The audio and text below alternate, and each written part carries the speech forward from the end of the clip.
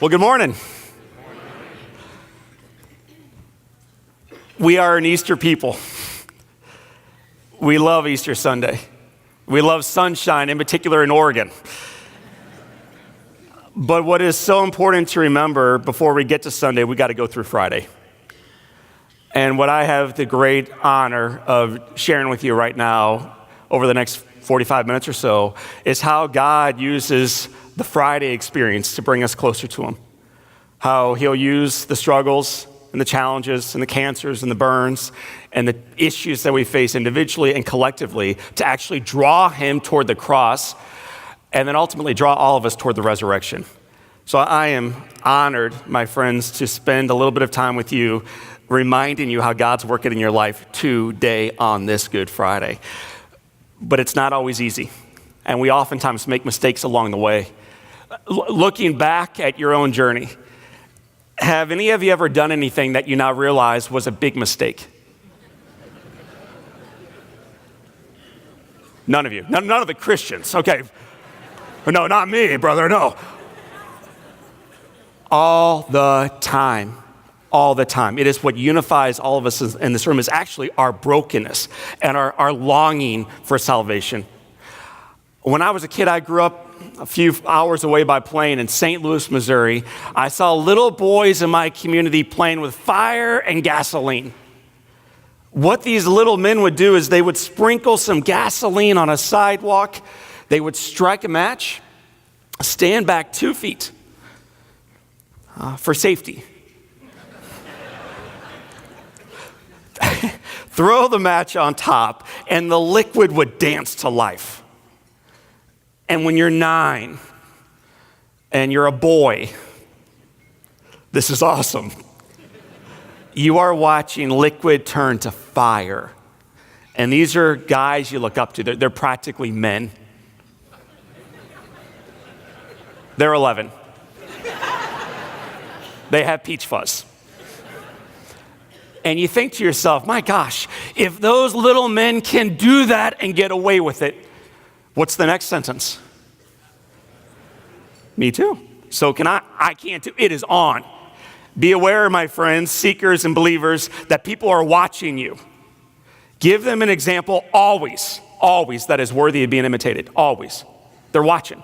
Give them an example that leads them upward, not off some ledge.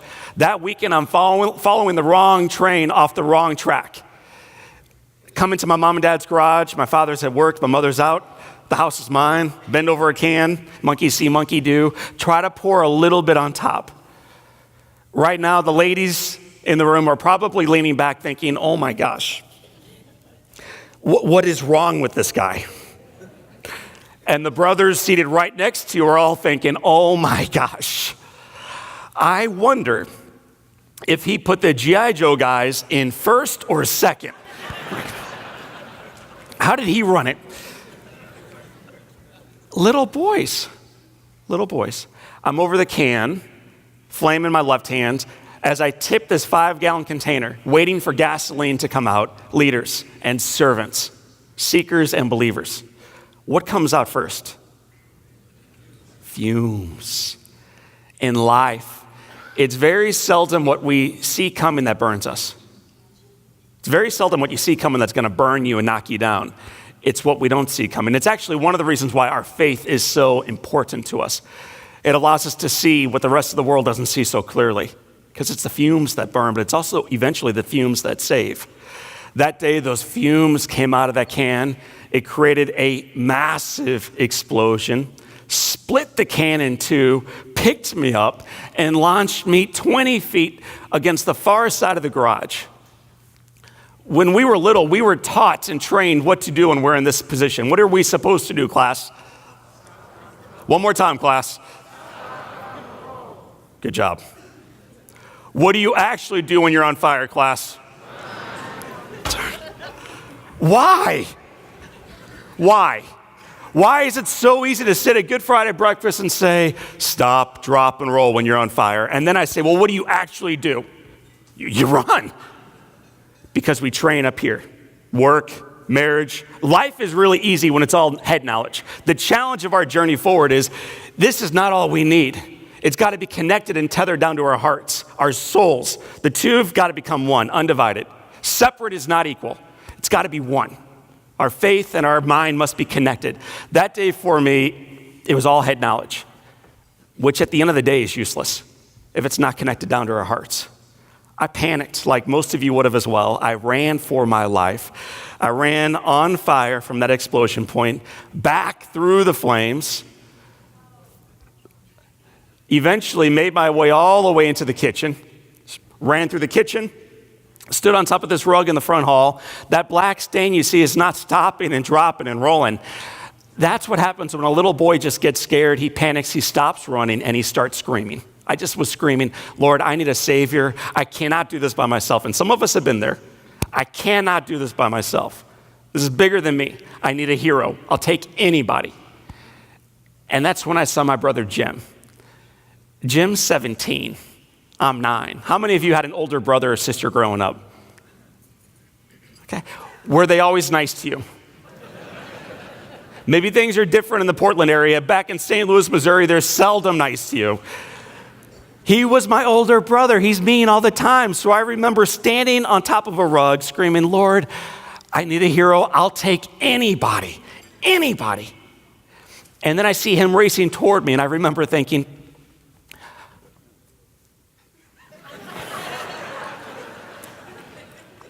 anybody else. Not him. Not him.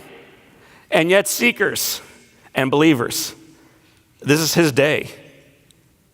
This is his day to change, to embrace, to accept, and to become a better version of himself.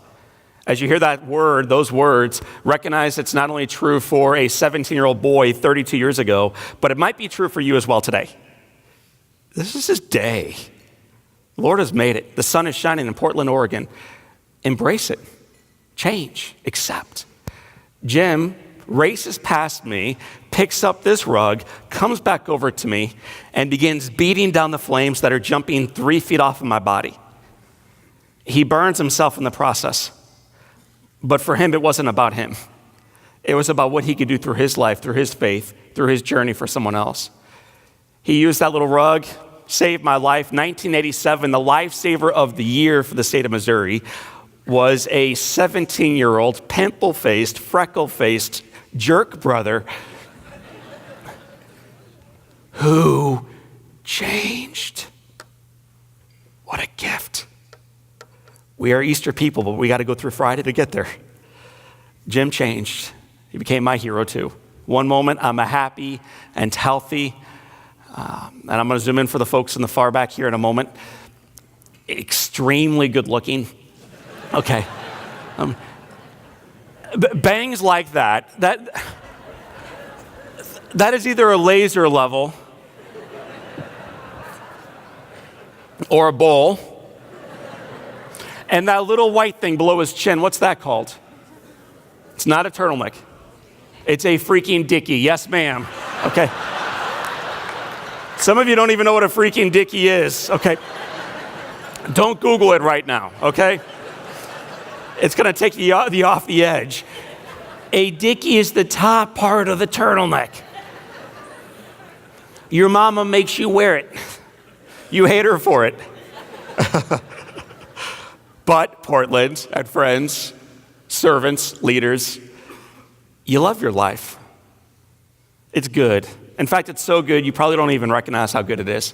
Have you ever noticed, friends, when the sun is shining, when we have our health, when we're content in our relationships and financially,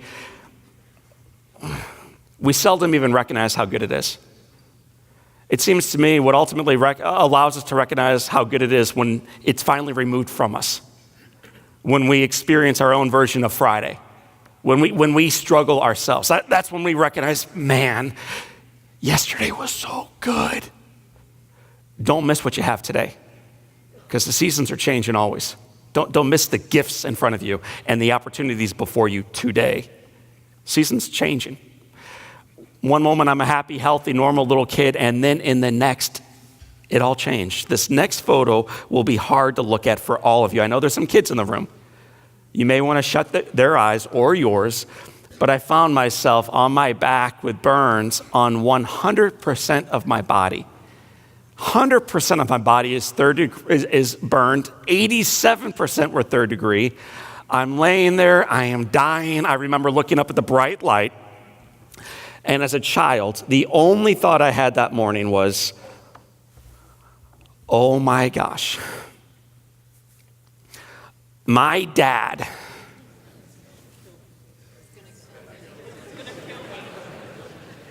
you all read the book already. You don't need to, not for that. How many of you had a disciplinarian in your life growing up? 11 of you. The other 789, you just kind of did it by yourself? Well, that's right, brother. Welcome to Oregon. Self-starters up here, man. I changed my own Pampers as a little one, I'll have you know.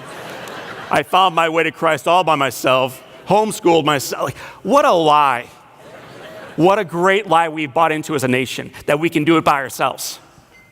You can't. Stop trying. But together, for instance, with about 1,000 men and women in the room gathered around as one body, whew, it's on.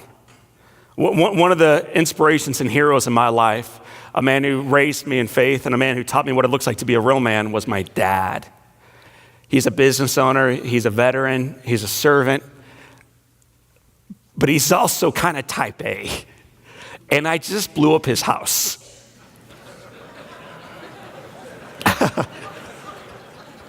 Daddy's gonna kill you, boy. That is the truth that I knew that morning. I hear his voice down the hall. He's yelling at some poor nurse, "Where is my boy, John?" And I remember hearing that voice thinking, oh my gosh, the old man has come to finish me off. Okay. And this nurse does me no favor. She brings my father back into this room. I think she should have called security. But she brings him in, and this old guy walks in, and he was old. He was 41, okay? Perspective changes, doesn't it, as we age? My dad came in old. I thought I was only 9. He came in mad, I knew. He walks over to me, he points down, and then he says these words. Please hear him loud and clear. "John, look at me when I'm talking to you." So I look up and my father says, "I have never been so proud of anybody in my entire life. And my little buddy, you look at me when I'm talking to you. Today, this morning, Good Friday, I'm just proud to be your dad." And then my father says, "I love you. I love you. I love you." And as a child, I remember thinking, oh my gosh, nobody told my dad what happened.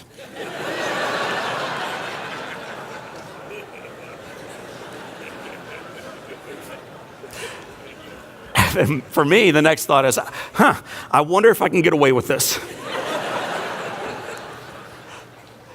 You ever been there? You can't get away with it. But through the price that he paid, we can. You can't get away with it. You're not quite that good. You're not quite that smart, sorry.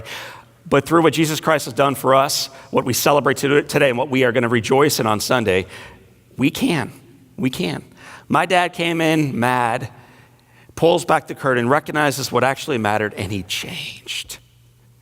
He embraced that change. He embraced that calling. And right behind my father came my mother. She walks over to me. She takes my right hand in hers. She pats my bald head and she says, "Baby, I love you." So I look up and I say, "Mama, knock it off with the love. Am I going to die?"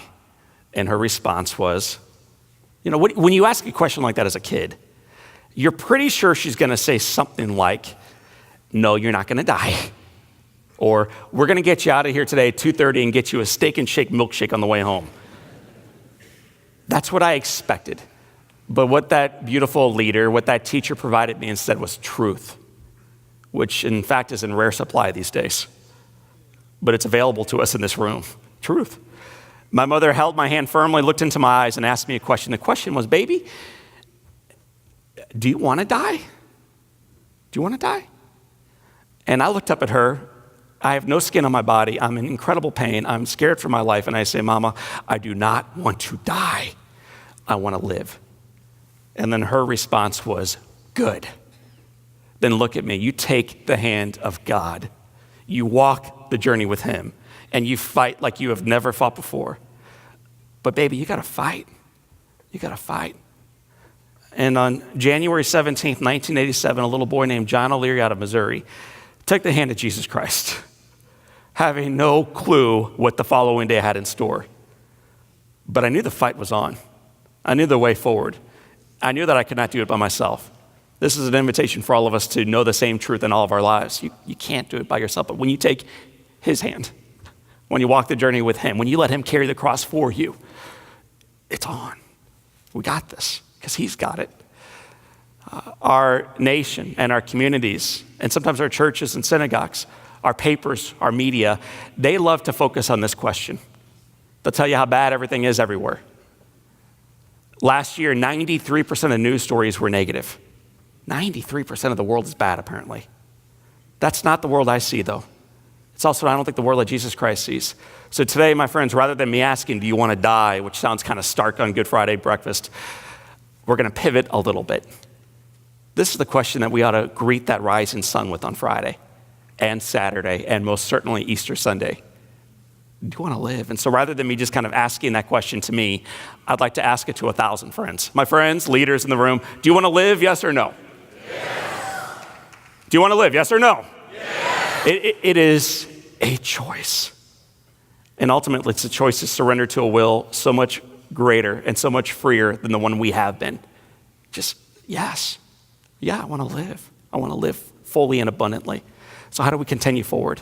How do we continue forward? Awesome. Here we go.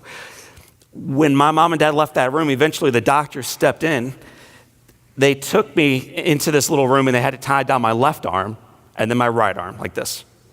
And then they tied down my left leg and my right leg. So for 5 months, I laid in a hospital bed like this. My lungs were burned, so I can't breathe. They put a hole in my neck. What's that called? You got a trach. So now you can breathe, which is good, but you can't eat or drink. You can't talk. You just lay there. You got one other challenge. The challenge is due to swelling, but it means that your eyes are swollen shut, so you cannot see. As a little fella in pain, in fear, in sadness, in grief, this is my Friday experience. I could feel and dream. I could imagine and pray. I could set goals like going home. And I could listen. Have you ladies, have you gentlemen, have you seekers and believers ever noticed how much more you hear when your eyes are shut? I mean, so some of you have been listening beautifully all morning long.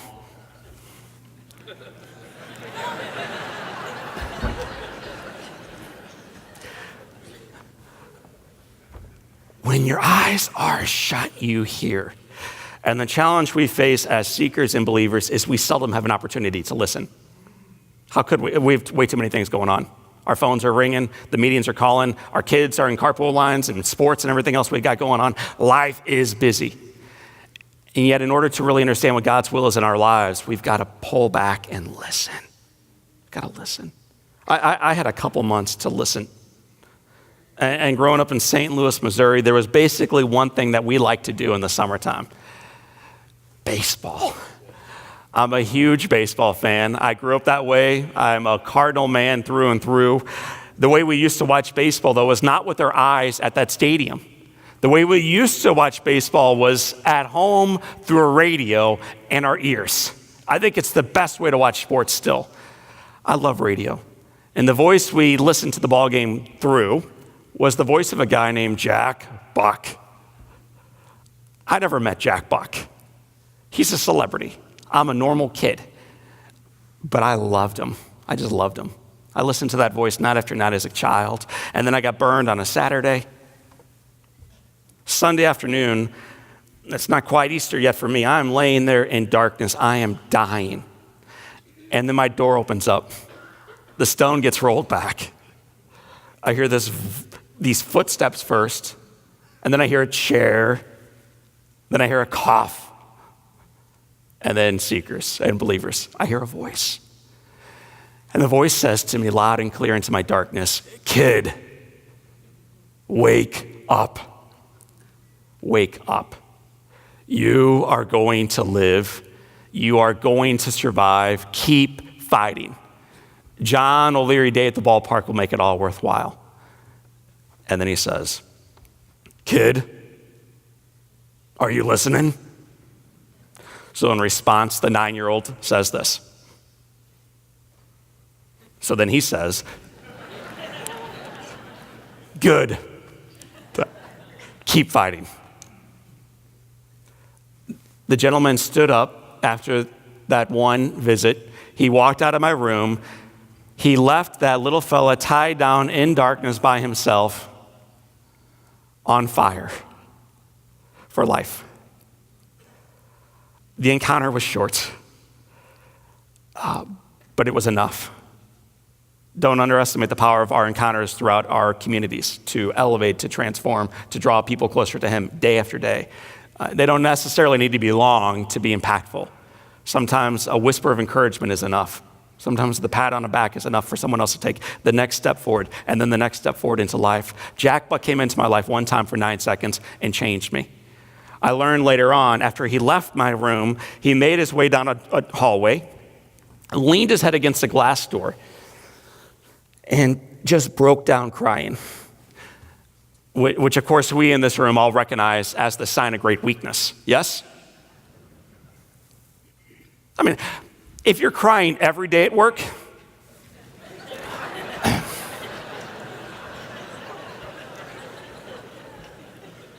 perhaps, come see me, okay? Let me say this differently. If you're not occasionally crying at work, you're not working. If you're not occasionally crying in your partnerships or marriages or your parenting, it's not because you're tough.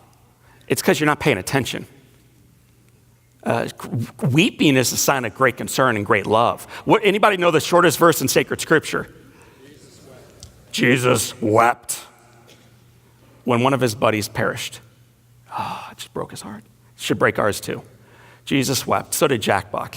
He's weeping over here in the corner. A nurse comes over, kneels down and says, "Mr. Buck, are you all right? We can't lose you. You're the only celebrity in St. Louis. We cannot lose your brother." And this guy looks down and says, "I'm not sure that little boy won't make it, will he?" And the expert on her knees looks back up at Jack and says, "Mr. Buck, there is absolutely not a chance. Portland, there is absolutely not a chance. It's just his time. It's just the way things are." When this diagnosis comes into your marriage or your singleness or your church or your health or your family or our community, it's not if. The diagnosis is coming. When it shows up, how we respond, to whom we turn, and the questions we ask will matter. What Mr. Buck does is he takes it home on that Sunday. He cries, he prays, he reflects, and he journals on one question. He kept it simple.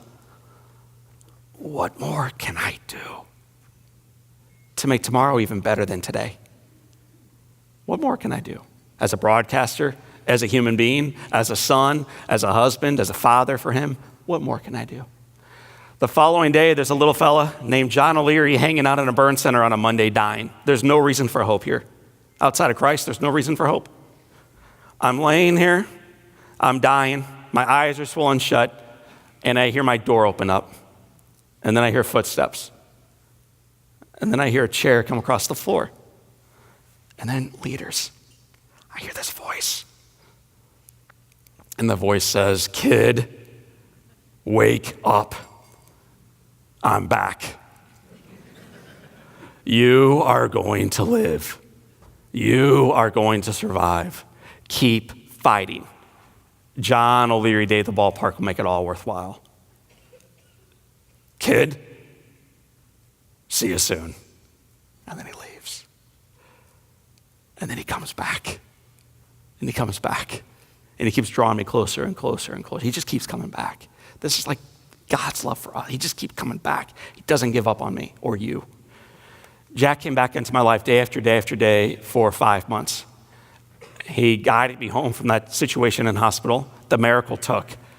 But it took a community of believers and seekers lifting this little boy up and doing the next best thing for and with him. 2 months after homecoming, on August 26, 1987, Jack Buck came by and picked me up in a Lincoln town car. Like, I'd never been in a Lincoln in my entire life. In the backseat, well, basically the only thing I remember about that drive is there were cigarette trays everywhere around me. Like in a Lincoln, you could go nowhere without the opportunity of smoking, man. I mean, they were everywhere. That's my most distinct memory of that car. I think there were 6 in the backseat alone. He then takes me downtown. We have John O'Leary Day at the ballpark. That's me on the left. Then we go upstairs and we broadcast the Cardinal game together. Here's our chance. Jack puts a microphone in front of me and says, "It's John O'Leary Day at the ballpark. The New York Mets are in town. Kid, are you having fun?" And then on live national radio, leaders, I look back and I respond,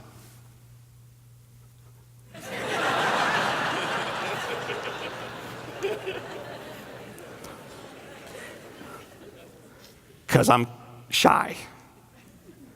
And I'm an introvert by nature. I don't like my hands. It's okay to look. I don't like my skin. I don't like the pain that I'm always in. I hate my wheelchair. I wish I could have a normal life again. But when he asked me that question that night, I gave him the honest answer. I'm having a blast. I just don't have the courage yet to say it. Jack sees everything that's wrong with me. And it's very easy to see what's wrong in yourself, with your spouse, with your kids, with your parents, with your upbringing, with Portland, with Oregon, with our lousy country. It is very easy to see what's wrong. God sees what's wrong, but he doesn't stop there. He sees your brokenness. He sees your sinfulness. He sees the mistakes you make and the mistakes you choose. He sees it.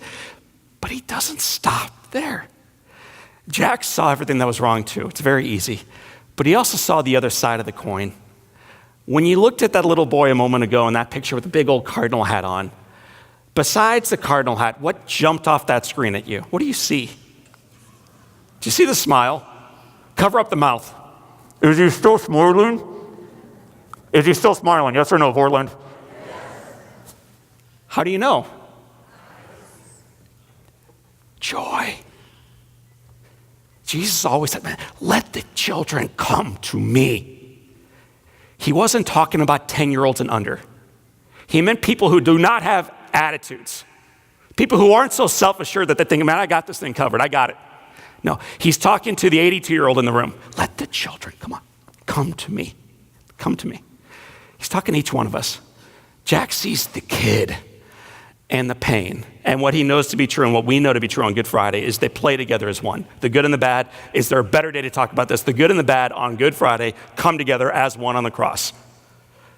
Jack sees the good and the bad. He takes it all home. He cries and he prays and he reflects on one question.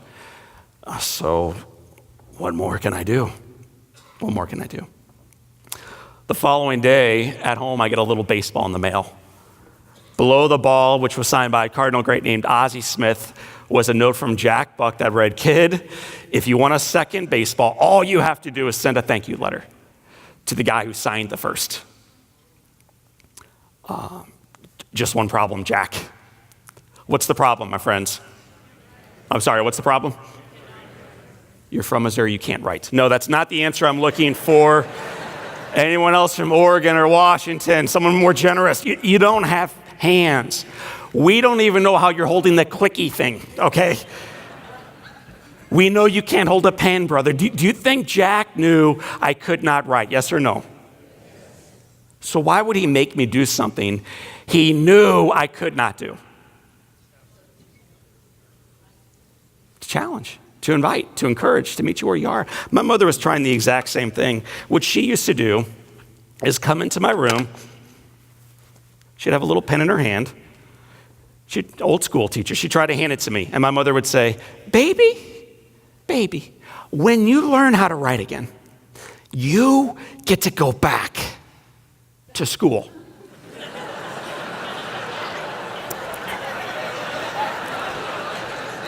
Okay, that may work in Oregon. It does not work in Missouri all that great.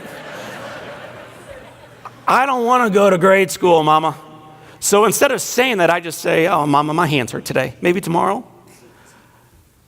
Good leadership is about encouraging people to rise to work. Come on up to the altar.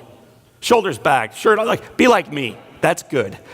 But great leadership and great love, seekers and believers, great love isn't about telling people to rise to where we are. It's about having the audacity to come down humbly, lovingly, to meet others first and foremost, forget about you for a moment, with where they are in their lives, at their experience, at the well of life.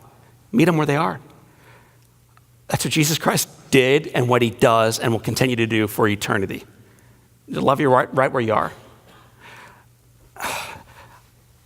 Jack Buck met me where I was with baseball. I wrote the note. The first note I ever wrote after being burned was to a baseball player named Ozzie Smith. Ozzie is now a friend. A couple days later, I got a second baseball with a second note that said, kid, if you want a third baseball. Mama, bring me a pen. A couple days later, I got another baseball with another note that said, kid, if you want a fourth baseball. Kid, if you want a fifth baseball. Do y'all see where this is going? So some of you are like, we were told there'd be no math as part of the Good Friday breakfast.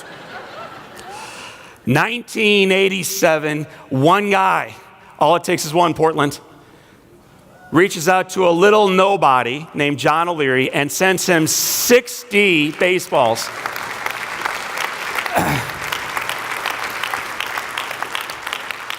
I'm going to say that again. One guy reached out to a little nobody named John O'Leary and provided him 60 baseballs. Teaching a little nobody, no such thing. You aren't here by accident. You aren't an accident.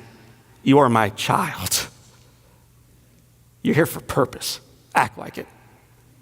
Your life is a miracle. Act like it. And I'm not just talking to me, I'm talking to 1,000 friends. Act like it. Jack taught me to act like my life was a miracle. He taught me to act like I actually mattered, which influences what we all do next. That allowed a little boy not only to write thank you letters, but eventually to return to grade school. And then eventually go through grade school, middle school, into high school. 4 years of high school was followed by 9 years at university. You're applauding that picture. Okay. Now I know who I'm with. I like it. Somehow in 4 years you graduate, and graduation night, the miracle happens. The miracle's love. I never dated in grade school, middle school, high school, or college. That's a long drought. Okay. Lord, let it rain. Nothing, Portland, nothing. And then yet graduation night, right on time, love shows up, right on time, as she always does, right on time. Can I show you the picture of love, yes or no? Yes. Here she is. Is she beautiful? Who'd you expect? I was very, very clear with you. Love shows up. Sometimes love looks like a 19-year-old brunette named Elizabeth Grace. She's gorgeous. Y'all are going to meet her in about 2 slides. John, be patient. You're going to meet her in July that summer. Don't you have faith in me? Be patient. I'm still working in your life. Be patient. Believe. Sometimes love looks like a 19-year-old brunette. Sometimes love looks like a 76-year-old announcer named Jack Buck with Parkinson's disease and stage 4 lung cancer. Sometimes love looks so radically different than what we expect that we'll crucify her, because that's not at all what we expected. We didn't think it would look like that. So we put love up on a cross. And yet, that cross and those nails can't contain it. Love wins. Love wins. I really don't care what you're going through right now. I need you to know Sunday's coming. Love is going to push back that stone, and Jesus Christ is going to win. No matter what the thing is you're facing, love wins. Mr. Buck showed up in my life one final time with a package and a note. Before I read you the note or tell you what he gave, first, collectively, we're going to be asking the question. What do you think the question he asked that night before he arrived was? What more can I do? My faith walk, as a seeker, as a believer, as a guy who's gone through my entire life like this, arms crossed, I can't believe it's free. I have to do something to earn it, don't I? What more can I do to surrender? Kid, this means a lot to me. Hope it means a lot to you too. Enjoy, it's yours. This is the baseball that I received when I went into the Hall of Fame. It is made of crystal. It is priceless. There's only one like it in the entire world. And then he writes, don't drop it. And the final words Mr. Buck ever spoke to me this side of eternity were these: kid, it's yours. I'm going to read that little love letter again, but this time instead of Jack Buck sharing them, I want you to imagine that they're coming to you from Jesus Christ, and that they're coming to you on a Friday about 2,000 years ago from a cross. Listen to them. Kids, children, this means a lot to me. I hope it means a lot to you too. Enjoy. It's yours. Don't drop it. You're priceless. Say yes. It is finished. It's finished. Just say yes. Just say yes. That's all we got to do. Hey, we applaud God's love, not my performance, and not yours either. Just say yes. Jack taught a little boy to say yes and to surrender, which allowed that little boy to believe and to move forward with joy and optimism and great belief, which I think led to the next picture you're about to see, known as the greatest sales job of my entire life. Here she is. Next picture, guys. Her name is Elizabeth Grace. She has blessed me with this little man, named after a great guy, Jack. Jack now has a little brother named Patrick. When I'm out of town traveling, in particular on Good Friday, my wife hates when I'm gone. So to punish me, she'll take my little fellas and then she'll dress them.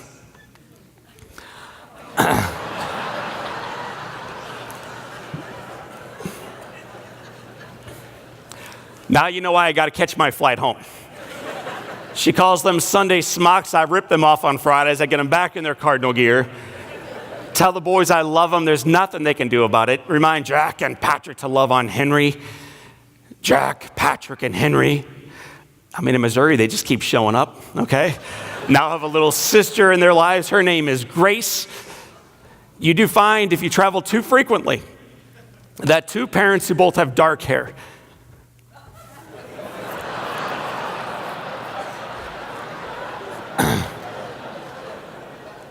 can have two kids with blonde. So I'll be coming back next year. We'll be talking about forgiveness, okay? It is a powerful topic. I look forward to it already. When believers and when seekers, you see that picture, was the first thing you saw hair color, yes or no? Was it skin tone? Oh, no. Was citizenship, I'm sure, yes? Was it crossing your arms and saying, I wonder where they worship? Like, I wonder if I can really be, I wonder how they vote. Can we be friends on Facebook? I wonder how they vote. All this garbage that divides the family, every family, including this one here today, all the garbage gives way. You see this grand picture of redemptive love. And if you had the opportunity and the honor of standing where I stand right now, you'd see 1,000 members of it staring right back at you. One body. One body. one bloodline running through our family, saved through grace alone. What a blessing that is, but it demands that we are bold and that we leverage today, that we don't take it for granted, and that we use this as the moment to change, to let go, to surrender, and to ultimately say, your will be done, God. Your will be done. I'm not that big, but you are. I'm not that good, but you are. I'm not that brave, but you are. So what more can we do? I'm going to give you a moment just to think about what you've heard this morning. And ideally to potentially make a commitment around it. Maybe for some of us, it's recommitting in our marriages. I've just been kind of gone all the time lately. I'm all in. Maybe for others, it's recommitting in their health. Or their optimistic joy that they had as kids. But there are some folks in the room that may want to make a commitment around about meeting Christ at the foot of the cross. Because when he looks out at us, he's looking directly at you too. I love you. There's nothing you can do about it. But say yes. Say yes. I want to read you one of my favorite passages from Scripture.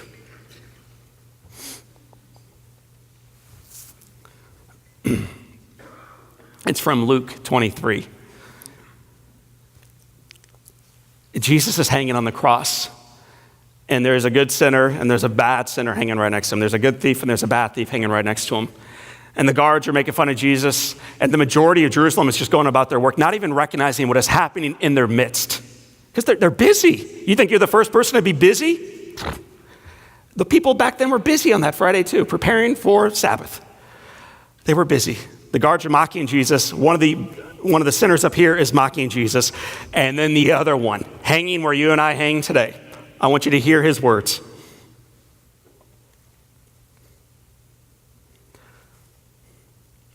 Do you not fear God? Do you not fear God, since you are under the same sentence of condemnation? And we indeed have been condemned justly, for we are getting what we deserve for our deeds. But this man, he's done nothing wrong. Then he said to Jesus, please hear these words. Jesus, remember me when you come into your kingdom. And then Jesus, without pausing, without having him cross some barrier of entry, says this. Jesus replied, truly, I tell you, today you will be with me where? In paradise. In paradise. Oregon's beautiful.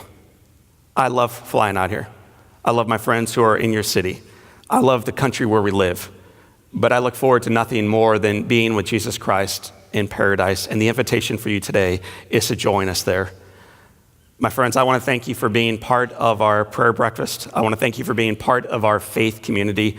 I want to thank you for being seekers and believers who recognize that we are here on purpose, not by accident, that you are gifts and that your best remains in front of you. God bless. Happy Good Friday, and Easter is coming. Easter is coming. God bless you guys. Thank you again. Thank you.